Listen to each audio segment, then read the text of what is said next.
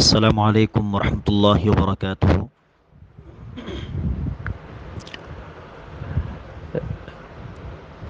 தூதர்மார்களை நம்பிக்கை கொள்ளுதல், அது சம்பந்தமாக சில செய்திகளை நாம் கடந்த ஒரு பதிவிலே பார்த்திருக்கிறோம். அதில் குறிப்பாக எங்கள் நபி முஹம்மது ஸல்லல்லாஹு அலைஹி வஸல்லம் அவர்களை எவ்வாறு நம்பிக்கை கொள்ள வேண்டும், நபி அவர்களை குறித்து கூடுதலாக நம்பிக்கை கொள்ள வேண்டிய விஷயங்கள் என்னென்ன என்பதை பார்க்கும் பொழுது, இறுதி தூதராகிய முஹம்மது ஸல்லல்லாஹு அலைஹி வஸல்லம் அவர்களின் உம்மத், அவர்களின் சமூகத்தில் நானும் நீங்களும் பிறந்த காரணத்தினால் இறுதி தூதராகிய முஹம்மது ஸல்லல்லாஹு அலைஹி வஸல்லம் அவர்களை பின்பற்றுவது நம் மீது கட்டாய கடமை என்று நாம் சொல்லியிருந்தோம்.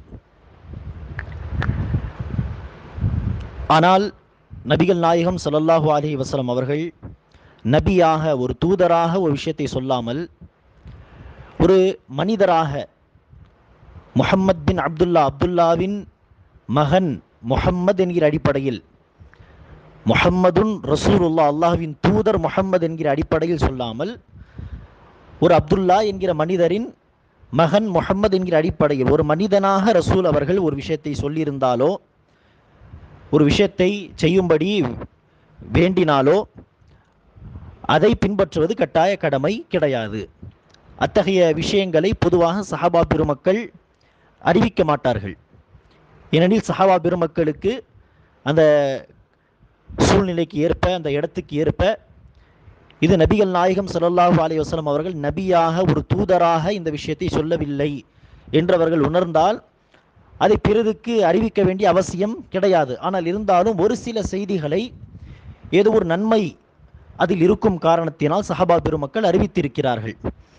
எனவே அந்த செய்திகளை படித்து பார்க்கும் பொழுதே இதை நபிகள் நாயகம் ஸல்லல்லாஹு அலைஹி வஸல்லம் அவர்கள் ஒரு நபியாக, தூதராக சொல்லவில்லை, அல்லது ஒரு நபியாக, ஒரு தூதராக இதை செய்யவில்லை என்று ஏதாவது ஒரு துப்பு, ஏதாவது ஒரு க்ளூ நமக்கு கிடைத்துவிடும். அப்படி இருக்க அந்த விஷயத்தை பின்பற்ற வேண்டிய கடமை கிடையாது. உதாரணத்திற்கு, ஆயிஷா ரலியல்லாஹு அன்ஹா அவர்கள் ஒரு அடிமை பெண்ணை காசு கொடுத்து வாங்கி அந்த அடிமை பெண்ணை விடுவிக்கிறார்கள். அல்லாஹ்வுக்காக அந்த அடிமை பெண்ணை வாங்கி விடுவிக்கிறார்கள். அப்போது அந்த அடிமை பெண்ணுக்கு கணவராக இருந்தவர், அவர் இன்றும் அடிமையாக இருந்தார், விடுவிக்கப்படவில்லை.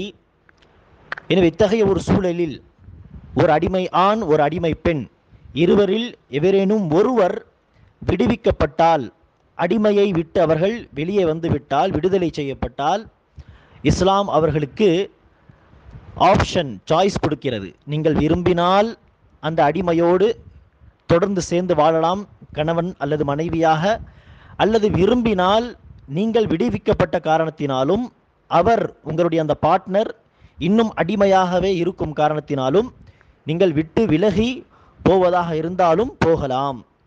எனவே அந்த அடிப்படையில் அந்த விடுவிக்கப்பட்ட அந்த அடிமை பெண் தன் கணவரை விட்டு சென்று விடலாம் என்று யோசிக்கும் பொழுது, நபிகள் நாயகம் ஸல்லல்லாஹு அலைஹி வஸல்லம் அவர்களிடத்தில் அந்த அடிமை ஆண் வந்து, அந்த கணவர் வந்து ரசூலிடத்திலே முறையிடுகிறார்.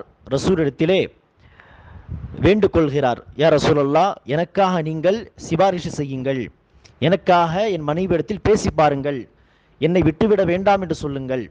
எனவே ரசூல் ஸல்லல்லாஹு அலைஹி வஸல்லம் அவர்கள் நறுகுணம் படைத்தவர், இரக்க குணம் படைத்தவர். எனவே அந்த அடிமை பெண்ணை அழைத்து, அந்த சஹாபியாவை அழைத்து ரசூல் ஸல்லல்லாஹு அலைஹி வஸல்லம் அவர்கள், உங்கள் கணவரை நீங்கள் விட வேண்டாம், சேர்ந்து வாழுங்கள் என்று சொல்லும் பொழுது, அந்த சஹாபியா, அந்த விடுவிக்கப்பட்ட அந்த அடிமை பெண் கேட்கிறார்கள், யா ரசூலல்லாஹ், விட வேண்டாம் என்று நீங்கள் சொன்ன இந்த வார்த்தை அல்லாஹ்வின் கட்டளையா, இறை செய்தி வஹீன் அடிப்படையில் நீங்கள் கட்டளையிடுகிறீர்களா, அல்லது இது உங்களுடைய சுய மஷ்வராவா, இது உங்களுடைய அட்வைஸா?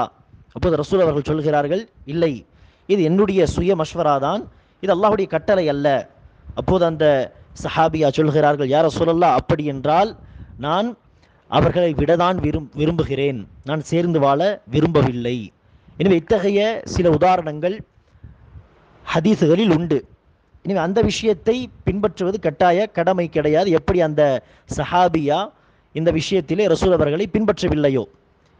எனவே இத்தகைய ஒரு சில விஷயங்களை விட்டுவிட்டு ஒட்டுமொத்த சுன்னாவை, ரசூல் ஸல்லல்லாஹு அலைஹி வஸல்லம் அவர்களுடைய வழிமுறையை பின்பற்றுவது ஒரு முஸ்லிம் மீது கட்டாய கடமை. எந்த அளவிற்கு என்று சொன்னால், நபிகள் நாயகம் ஸல்லல்லாஹு அலைஹி வஸல்லம் அவர்கள் உமர் ரலியல்லாஹு அன்ஹு அவர்களை தௌராத்துடைய சில வசனங்களை ஓதுவதாக பார்த்தார்கள். மூசா அலைஹிஸ்ஸலாத்து வஸ்ஸலாம் அவர்களுக்கு வழங்கப்பட்ட தௌராத்தின் சில வசனங்கள் உமர் ரலியல்லாஹு அன்ஹு அவர்களுக்கு கிடைக்கின்றன. அதை எடுத்து படித்து கொண்டிருந்த பொழுது நபிகள் நாயகம் ஸல்லல்லாஹு அலைஹி வஸல்லம் அவர்கள் கோபப்பட்டார்கள்.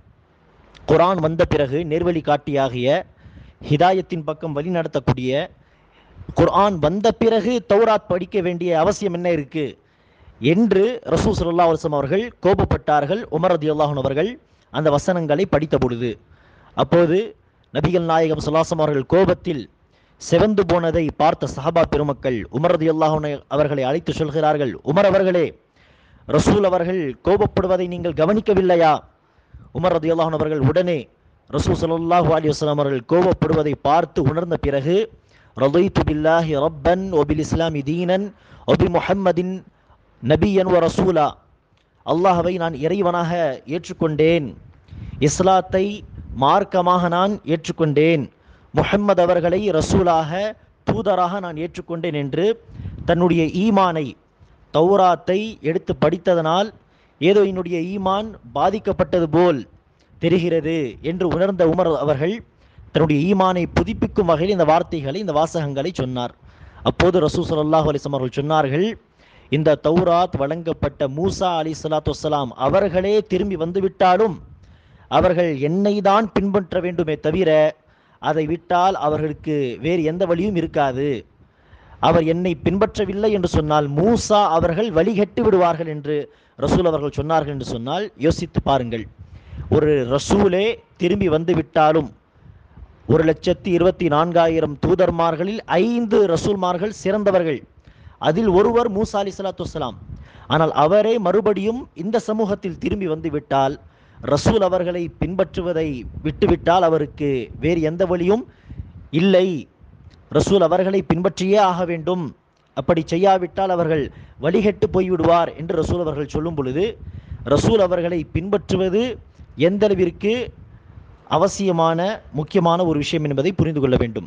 அல்லாஹ் சுப்ஹானஹு வ தஆலா குர்ஆனில் நிசா அத்தியாயத்தின் 80ஆம் வசனத்திலே கூறுகிறான். நிசா 4ஆம் சூரா 80ஆம் வசனம், மன் யுத்திஇர் ரசூல ஃபகத் அத்தா அல்லாஹ், யார் இந்த ரசூலை பின்பற்றுவாரோ அவர் அல்லாஹ்வை பின்பற்றினார்.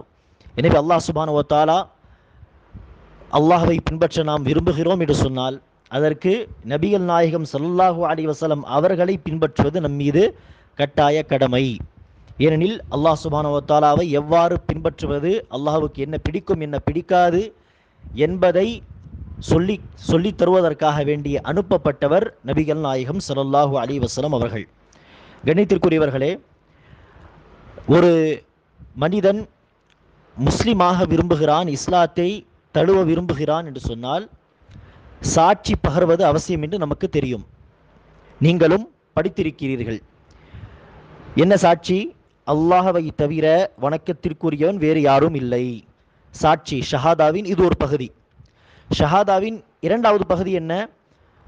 வஅஷ்ஹது அன்ன முஹம்மதன் ரசூலுல்லாஹ், மேலும் முஹம்மது அவர்கள் அல்லாஹ்வின் தூதர் மற்றும் அல்லாஹ்வின் அடியார் ஆவார்.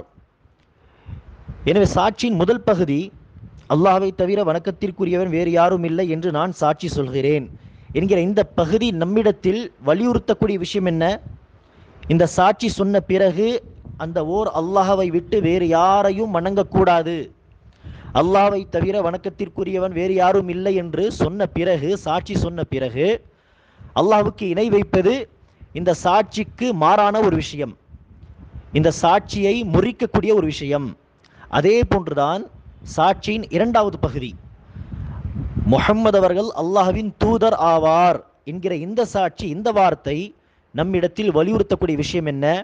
முஹம்மது அவர்கள் அல்லாஹ்வின் தூதர் என்று சொன்ன பிறகு இந்த நபி இந்த ரசூலை தான் நாம் பின்பற்ற வேண்டுமே தவிர இந்த ரசூலை விட்டுவிட்டு பிறரை பின்பற்றக்கூடாது. இந்த ரசூல் காட்டி தராத ஒரு வழியை பின்பற்றக்கூடாது. இந்த ரசூல் காட்டி தந்த வழிமுறையை மட்டுமே பின்பற்ற வேண்டும். அப்படி முஹம்மது அல்லாஹ்வின் தூதர் ஆவார் என்று சொல்லிவிட்டு பிறரை பின்பற்றுவோமே ஆனால், ரசூல் அவர்கள் காட்டித்தராத விஷயங்களை நாம் செய்வோமே ஆனால், நம்முடைய இந்த சாட்சியை நாமே முறித்து விட்டோம் என்பது அர்த்தமாகும். ஏனெனில் அல்லாஹ்வின் தூதர் என்று சொன்னால் என்ன அர்த்தம்? அல்லாஹ்வுக்கு என்ன பிடிக்கும், என்ன பிடிக்காது, அல்லாஹ்வை எவ்வாறு வணங்க வேண்டும், எவ்வாறு அல்லாஹ்வை வணங்கக்கூடாது என்பதை நமக்கு சொல்லித் தருவதற்காக வேண்டி வந்த தூதர்.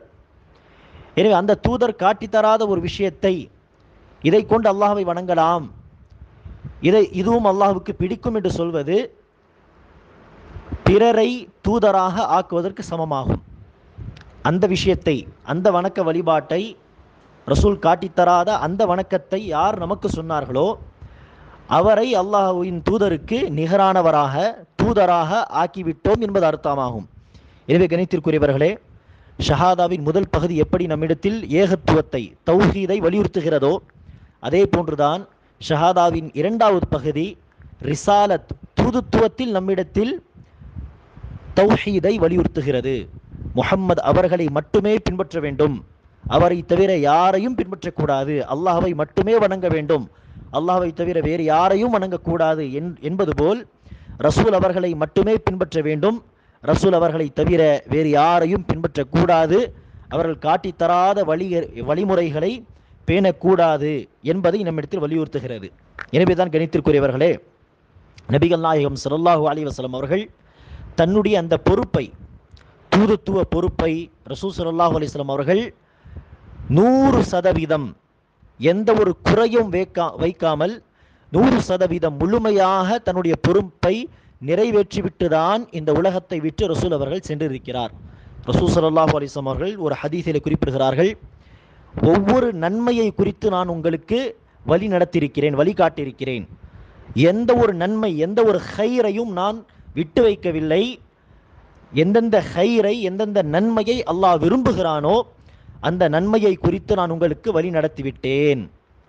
மேலும் எந்தெந்த தீமைகளை அல்லாஹ் வெறுக்கிறானோ அத்தகைய அனைத்து தீமைகளிலிருந்து, ஷர்ரில் இருந்து நான் உங்களை அச்சமுட்டி எச்சரிக்கை செய்து விட்டேன், உங்களை நான் தடுத்து விட்டேன். எந்த ஒரு ஷர்ரையும் நான் என்ன செய்யவில்லை, தடுக்காமல் விட்டு வைக்கவில்லை.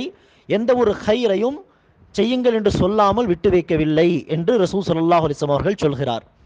எனவே அந்த அடிப்படையில் அல்லாஹ்வை நெருங்குவதற்கு நமக்கு தேவையான அனைத்து விஷயங்களையும் ரசூல் அவர்கள் நமக்கு காட்டிவிட்டார்கள். ரசூலுடைய வழிமுறையில், சுன்னத்தில், ஹதீஸுகளில் நமக்கு தேவையான, நமக்கு போதுமான விஷயங்கள் சொல்லித்தரப்பட்டிருக்கிறது.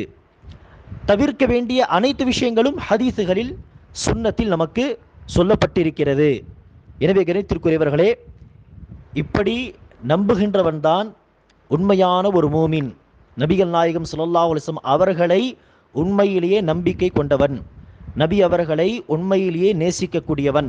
நபிகள் நாயகம் ஸல்லல்லாஹு அலைஹி வஸல்லம் அவர்கள் தன்னுடைய பொறுப்பை நிறைவேற்றிவிட்டார், எந்த ஒரு குறையையும் வைக்கவில்லை, நமக்கு தேவையான அனைத்து விஷயங்களும் அவர்கள் வழிகாட்டி விட்டார்கள். நமக்கு தீங்கிழைக்கக்கூடிய அனைத்து தீமைகளிலிருந்து அல்லாஹ்வின் தூதர் நம்மை எச்சரிக்கை செய்து விட்டார், தடுத்து விட்டார் என்று நம்புகின்ற ஒரு மூமின் தான் உண்மையிலேயே முஹம்மது அவர்களை தூதராக ஏற்றுக்கொண்டான் என்பது அர்த்தமாகும்.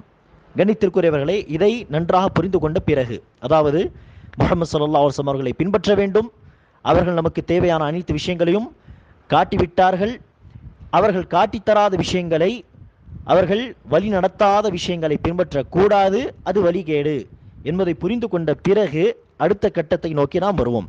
அடுத்த கட்டம் என்ன? நபி அவர்கள் காட்டித்தராத விஷயங்களை மார்க்கத்திலே பிதஅத்துகள் என்று நாம் சொல்வோம். எந்தெந்த விஷயத்தை ரசூல் அவர்கள் தன்னுடைய வாழ்க்கையில் செய்யவில்லையோ, செயல் ரீதியாக நடைமுறைப்படுத்தி நமக்கு வழிகாட்டவில்லையோ, அல்லது எந்தெந்த விஷயத்தை ரசூல் அவர்கள் செய்யும்படி சொல்லவில்லையோ, சொல்லால், செயலால், அங்கீகாரத்தால் ரசூல் அவர்கள் நமக்கு எதையெல்லாம் வழிகாட்டவில்லையோ அந்த அனைத்துமே பிதஅத்துகள். பிதஅத்துகள் என்று சொன்னால் மார்க்கத்தில் புதிதாக உருவாக்கப்பட்ட விஷயங்கள். மார்க்கம் என்கிற பெயரிலே புதிதாக உருவாக்கப்பட்ட விஷயங்கள், புதிதாக உருவாக்கப்பட்ட விஷயங்கள் என்று சொன்னால் என்ன?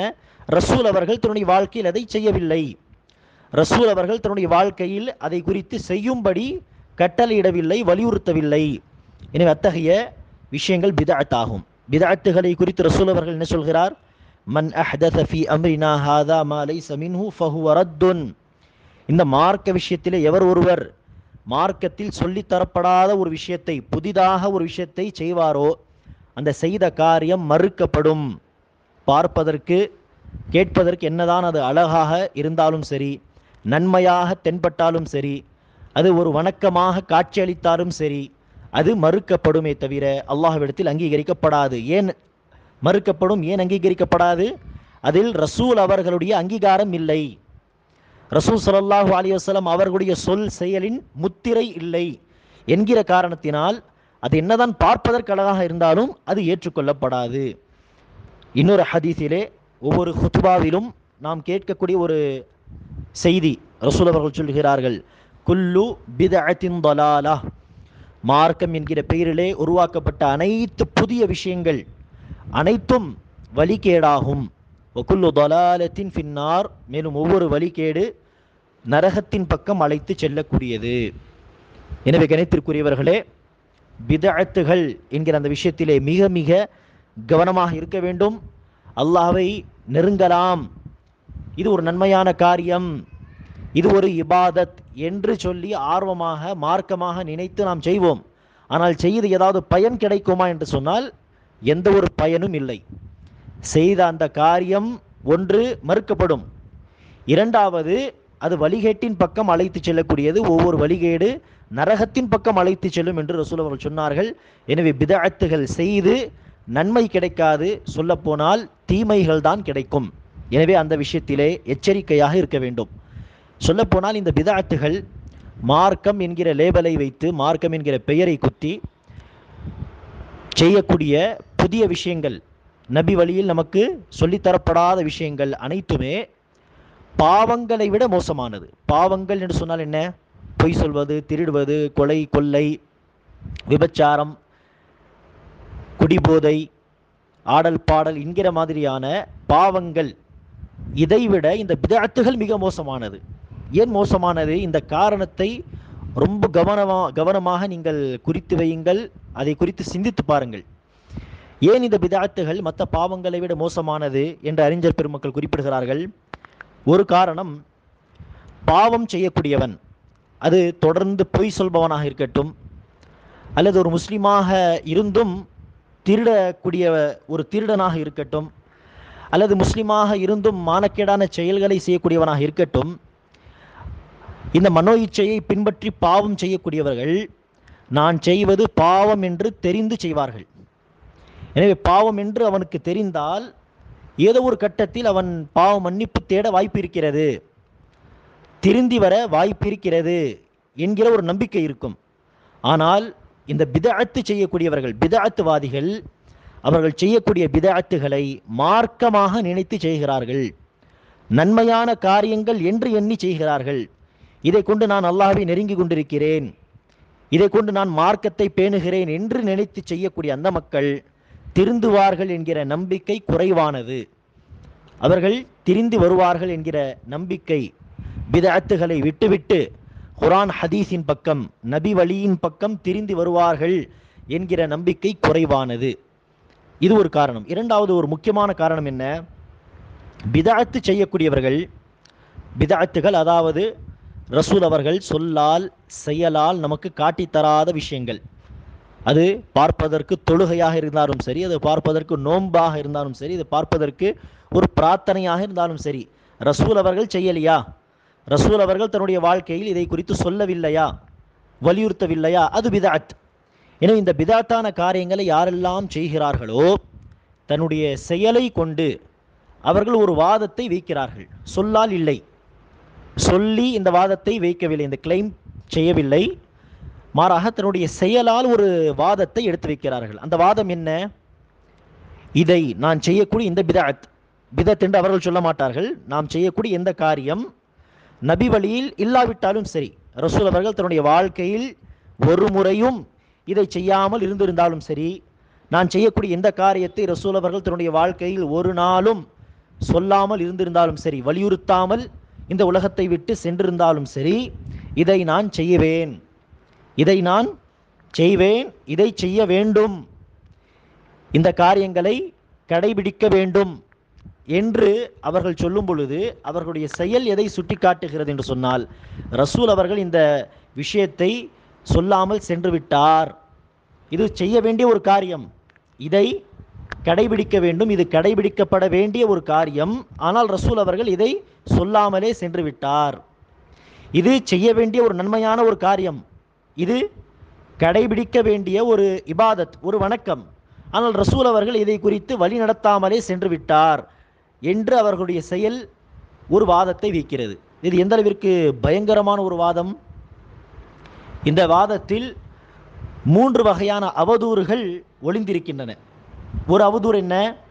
ஒன்று, அல்லாஹ் சுப்ஹானஹு வ தஆலா இந்த நன்மையான காரியத்தை குறித்து நமக்கு வஹீயின் மூலமாக, இறை செய்தியின் மூலமாக ரசூலுக்கு சொல்லியிருக்க வேண்டும். ஆனால் அல்லாஹ் சுப்ஹானஹு வ தஆலா அதை சொல்லவில்லை. இருந்தாலும் நாங்கள் அதை செய்வோம், ஏனெனில் அது நன்மையான ஒரு காரியம். அல்லாஹ் அதை சொல்லவில்லை. எனவே அல்லாஹ் சுப்ஹானஹு வ தஆலா அரைக்குறையான ஒரு மார்க்கத்தை இறக்கி வைத்தான் என்று அல்லாஹ்வை குறித்து ஒரு அவதூறு, அல்லது அல்லாஹ்வை குறித்து அவதூறு இல்லையா?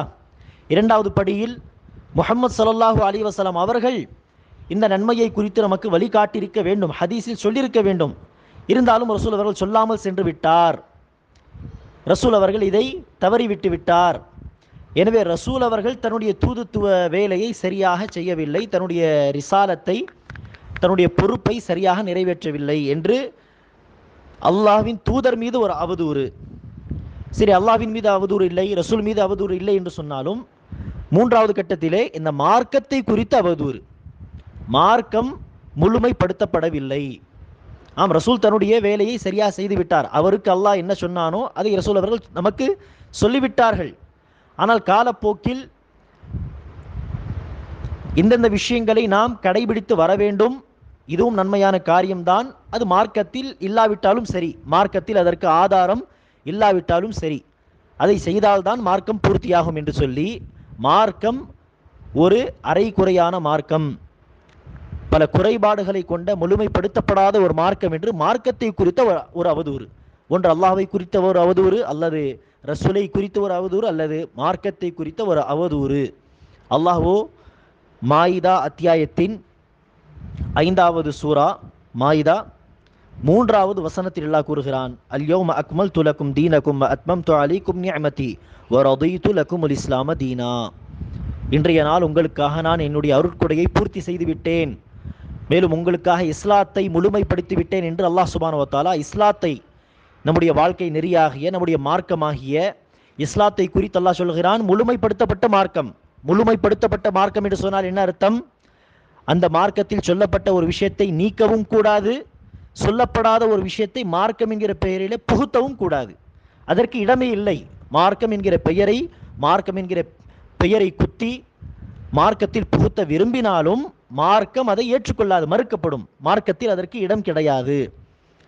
எனவே கிணத்திற்குரியவர்களே, பிதஅத் செய்யக்கூடியவர்கள் தன்னுடைய செயலை கொண்டு இந்த மார்க்கம் முழுமைப்படுத்தப்படாத ஒரு மார்க்கம், அல்லது ரசூல் அவர்கள் இதை குறித்து நமக்கு வழி நடத்தியிருக்க வேண்டும், இருந்தாலும் மறந்து சென்று விட்டார், விட்டுவிட்டார், அல்லது அல்லாஹ் சுப்ஹானஹு வ தஆலா மார்க்கத்தை முழுமைப்படுத்தவில்லை என்று அல்லாஹ்வை, ரசூலை, மார்க்கத்தை குறித்து அவதூறு சொல்லும் விதமாக இந்த பிதஅத்துகள் அமைந்திருக்கிறது என்று சொன்னால், இது மற்ற பாவங்களை விட மோசமானதா இல்லையா? ஒன்று, உதாரணத்திற்கு ஒரு தந்தையின் பேச்சை கேட்காத ஒரு மகன் இருக்கிறான். தந்தை என்ன சொல்கிறானோ அதை கேட்பதில்லை, தந்தைக்கு மாறு செய்கிறான். இன்னொரு மகன் இருக்கிறான், தந்தையை கட்டுப்படுகிறேன் என்கிற பெயரிலே தந்தை மீது அவதூறு சொல்லக்கூடிய ஒரு மகன். தந்தையை நான் கட்டுப்படுகிறேன் என்று மக்கள் மத்தியிலே தன்னை அறிமுகப்படுத்துகிறான். ஆனால் அவனோ என்னுடைய தந்தைக்கு நன்மை தீமை என்ன என்றே தெரியாது, என்னுடைய தந்தை, நான் என் பிள்ளைகளுக்கு நேர்வழி காட்டுகிறேன் என்கிற பெயரிலே சில விஷயங்களை மறந்து விடுகிறார், மறதி ஏற்படுகிறது என்று எல்லாம் சொல்லி தன்னுடைய தந்தையை குறித்து விமர்சனம் செய்கிறான் என்று சொன்னால், அந்த இருவரில் யார் மோசமானவன் என்று சொல்வோம்? ஒருவன் தந்தைக்கு மாறு செய்கிறான், ஆனால் இருந்தாலும் தந்தையை குறித்து குறை சொல்வதில்லை. என்னுடைய தந்தை என்னை வழி நடத்துகிறார், தந்தை என்கிற பொறுப்பை அவர் நிறைவேற்றுகிறார், ஆனால் நான் ஒரு நல்ல மகன் கிடையாது, ஒரு நல்ல பிள்ளை கிடையாது, அப்பா சொல்கிற பேச்சை நான் கேட்பதில்லை என்று சொல்கின்ற ஒரு மகன். இதொரு மகன் யாரு?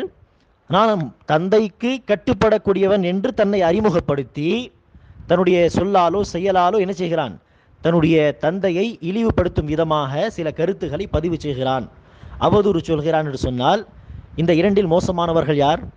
நிச்சயமாக அவதூறு சொல்லக்கூடியவன். எனவே அந்த அடிப்படையில் தான் பாவம் செய்யக்கூடியவர்களை விட இந்த பிதஅத்துவாதிகளை அல்லாஹ் சுப்ஹானஹு வ தஆலா வெறுக்கிறான்.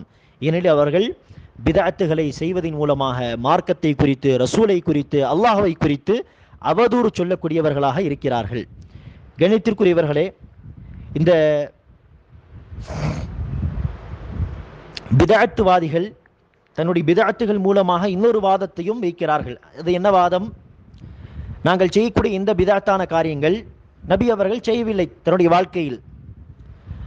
எனவே நபி அவர்கள் செய்யாத காரியத்தை நாங்கள் செய்து வருகிறோம், நாம் செய்யக்கூடிய இந்த காரியங்களை நீங்களும் செய்ய வேண்டும், அதை பிதஅத்துகள் என்று சொல்லி விட்டுவிடக்கூடாது, ரசூல் அவர்கள் செய்யாமல் இருந்திருந்தாலும் சரி என்று சொல்லும் பொழுது இன்னொரு வாதம் என்ன உள்ளடங்கி இருக்கிறது?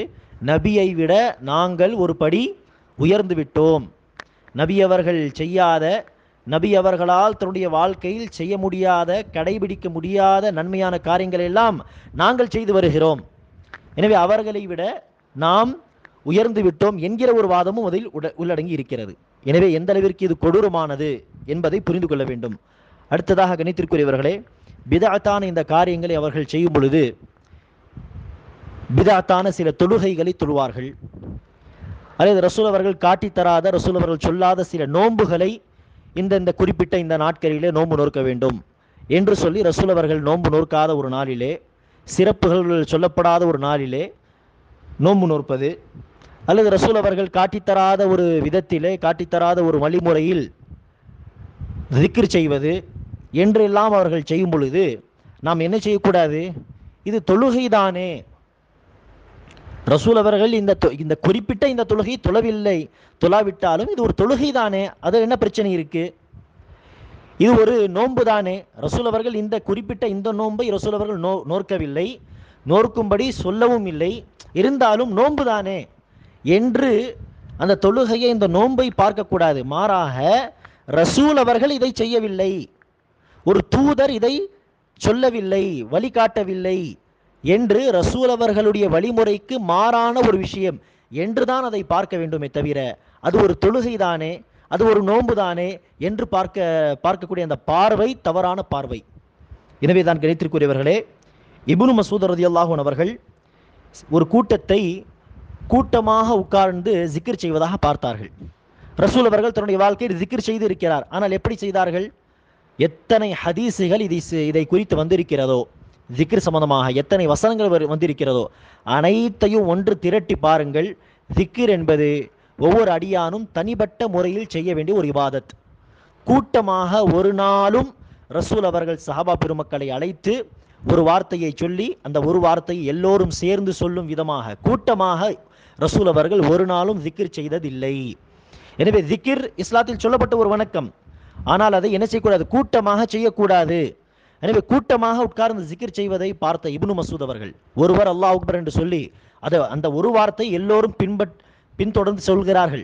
இந்த காட்சியை பார்த்த இப்னு மஸ்ஊத் அவர்கள் அந்த மக்களை நோக்கி சொன்னார்கள், ரசூல் அவர்கள் இறந்து சில நாட்களே ஆகின்றன, ரசூல் அவர்களுடைய சஹாபா பெருமக்கள் பலர் உயிரோடு இருக்கிறார்கள், ஆனால் அவ்வளவு சீக்கிரமாக நீங்கள் வழிகட்டு போய்விட்டீர்களா?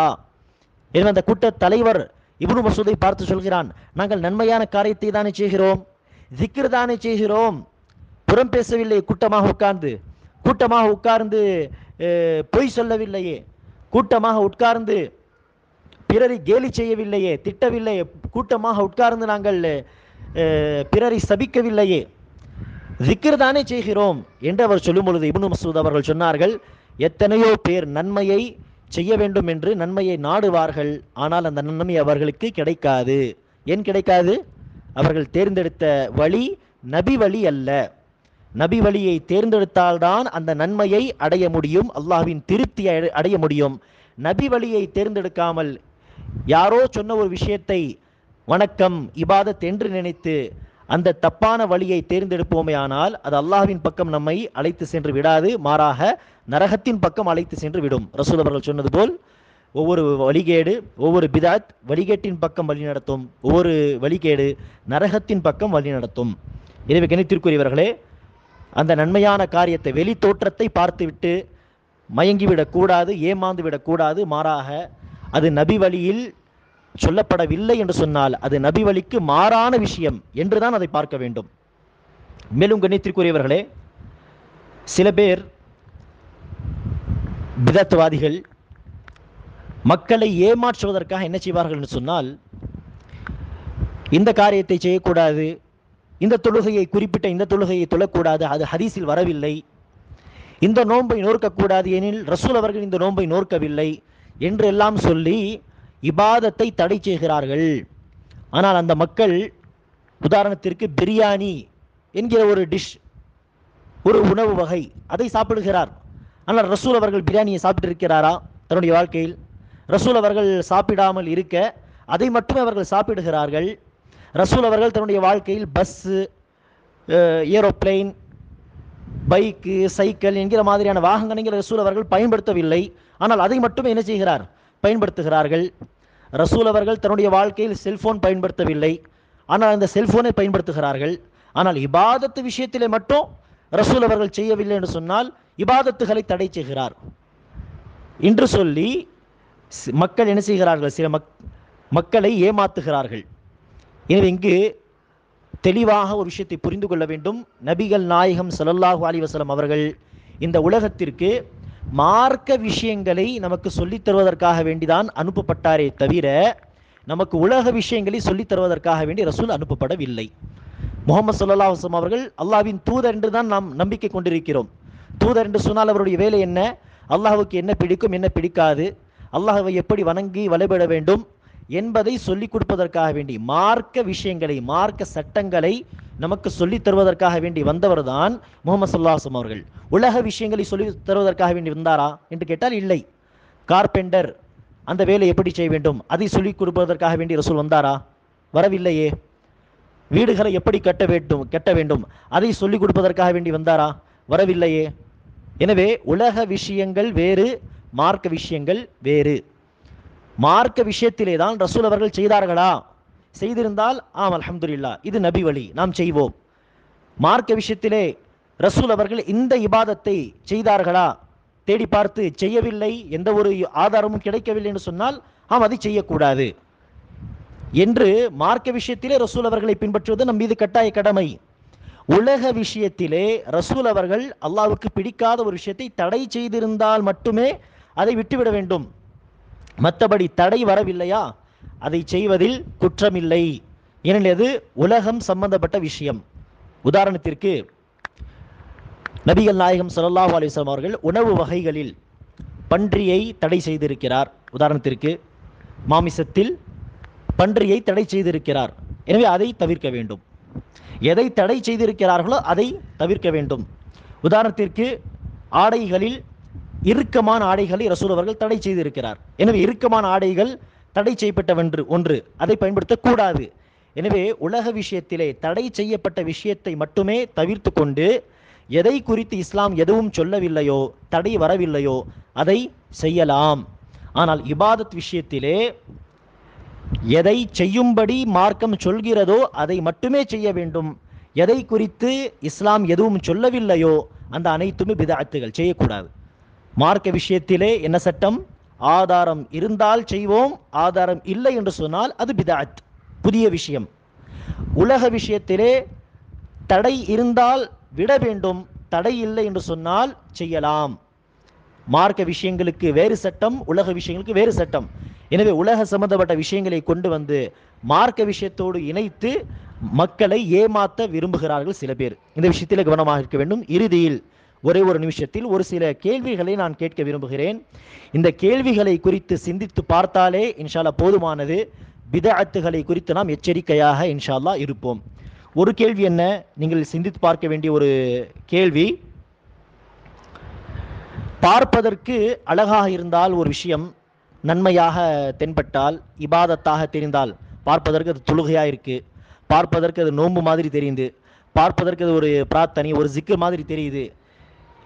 ஸோ பார்ப்பதற்கு அது நன்மையாக தெரிந்தாலே போதுமானது, அதை செய்யலாம் என்று சொன்னால், ரசூல் அவர்கள் பிதாத்துகளை செய்யாதீர்கள், அது மறுக்கப்படும், பிதாத்துகளை செய்யாதீர்கள், அது வழிகேட்டின் பக்கம் வழிநடத்தும் என்று சொல்லி சொல்லி ரசூல் அவர்கள் ஒவ்வொரு ஹுத்துபாவிலும் எச்சரிக்கை செய்தார்களே, அந்த பிதாத்துகள் என்ன? அப்போது பார்ப்பதற்கு அழகாக இருந்தால் எதையும் செய்யலாம், ஒரு சில அழகான காரணங்களை காட்டி எந்த ஒரு காரியத்தையும் மார்க்கம் என்கிற பெயரிலே செய்து வரலாம், இபாதத் என்கிற பெயரிலே செய்யலாம் என்று சொன்னால், பிதாத்துகள் செய்யாதீர்கள், பிதாத்துகளை குறித்து எச்சரிக்கையாக இருங்கள், பிதாத்துகள் அதிகரிக்கக்கூடிய காலத்தில் என்னுடைய சுன்னாவை பற்றி பிடித்து கொள்ளுங்கள், பிதாத்துவாதிகள் நாளை மறுமை நாளிலே துரத்தப்படுவார்கள். ரசூல் அவர்கள் நீர் புகட்டும் பொழுது, கௌசர் தடாகத்தில் நீர் புகட்டும் பொழுது இந்த பிதாத்துவாதிகள் அடித்து துரத்தப்படுவார்கள் என்றெல்லாம் ரசூல் அவர்கள் சொல்லி சொல்லி எச்சரிக்கை செய்திருக்கிறார்களே, அந்த பிதாத்துகள் என்ன அப்போது?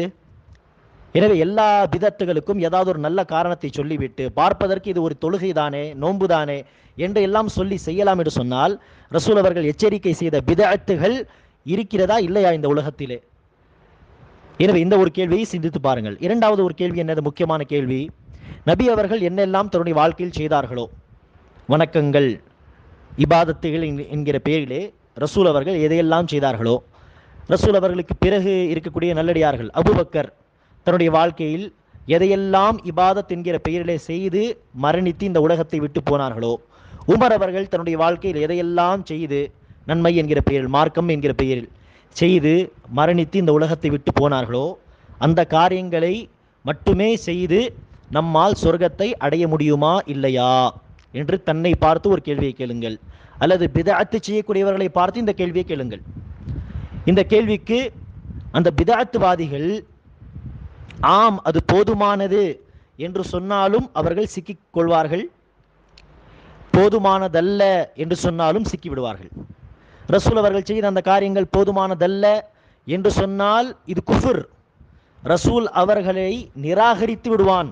இல்லை என்று சொல்லும் பொழுது ரசூல் ஸல்லல்லாஹு அலைஹி வஸல்லம் அவர்கள் தன்னுடைய பொறுப்பை நிறைவேற்றவில்லை, ரசூல் அவர்களுடைய வழிமுறை அரை குறையான வழிமுறை, ரசூல் அவர்கள் தன்னுடைய வாழ்க்கையில் எதையெல்லாம் செய்தார்களோ சொன்னார்களோ அது போதுமானதல்ல என்று சொல்லும் பொழுது, வெளிப்படையாகவே செயல் ரீதியாக அவர்கள் எந்த வாதத்தை எடுத்து வைத்தார்கள் என்று நாம் சொன்னோமோ அந்த வாதத்தை வெளிப்படையாக எடுத்து வைத்து விடுவார்கள், இல்லை என்று சொல்லும் பொழுது. எனவே அப்படி சொல்ல மாட்டார்கள். சரி, இரண்டாவது பதில் என்ன? ஆம், ரசூல் அவர்கள் சொன்னது, செஞ்சது, தன்னுடைய வாழ்க்கையில் சொன்னது அது போதுமானது. அபூபக்கர் தன்னுடைய வாழ்க்கையில் எதையெல்லாம் செய்து இந்த உலகத்தை விட்டு போனார்களோ அது போதுமானது என்று சொன்னாலும் சிக்கிவிடுவார்கள். எப்படி சிக்கிவிடுவார்கள்? அது போதுமானது என்று சொன்னால், ரசூல் செய்யாத அந்த காரியத்தை நீங்கள் ஏன் செய்கிறீர்கள்? அபூபக்கர் அவர்கள் செய்யாத காரியத்தை நீங்கள் ஏன் செய்கிறீர்கள்? புதிய இந்த காரியத்தை, பிதஅத்தை செய்ய வேண்டும் என்று ஏன் செய்கிறீர்கள்? செய்யாத மக்களை பார்த்து ஏன் விமர்சிக்கிறீர்கள் என்று அவர்களை பார்த்து கேள்வி கேட்கலாம். எனவே இந்த கேள்வியை குறித்து கவனித்து பாருங்கள். மூன்றாவது ஒரு முக்கியமான கேள்வி என்ன?